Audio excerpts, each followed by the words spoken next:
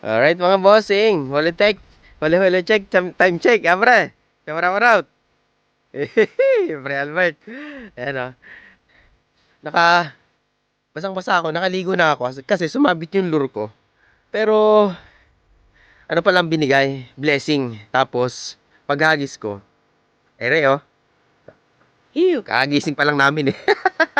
Ere, mga boss oh. Yee! First time ko nakahol ng talakitok sa soft lure, sa soft bait. Ano? Buti hindi na putol. Goods na yan. Di ba? Sabihin nyo, ah, ayan, buhay na buhay.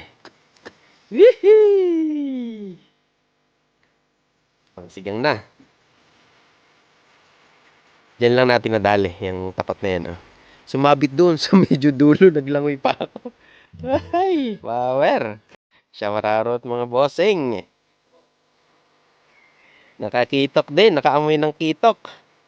Alright, yan, set up natin. Yung soft lure natin gamit dyan mga boss, ayun. Luminous na, ano ko, curly tail eh. First time ko talaga makahuli ng kitok. Buti hindi natunggal. Ayun, buti magandang tama. Tapos yung ating jig head pala dyan mga boss, 3.5 grams lang. Hindi ko alam kung baliktad ba o hindi yung magkakalagay ko nung soft bait. Right. Buti magandang tama talaga. Kinakabahan ako kanina kasi ang gamit natin, no? 1000 series. Tapos siyempre hindi naman nakadrag yan kasi nga soft bait lang tayo. Ang lakas sumirit, kala mo. Mamo eh. Wait lang, ang tagal ay matanggal, sorry. Nagdala ko ng daldal.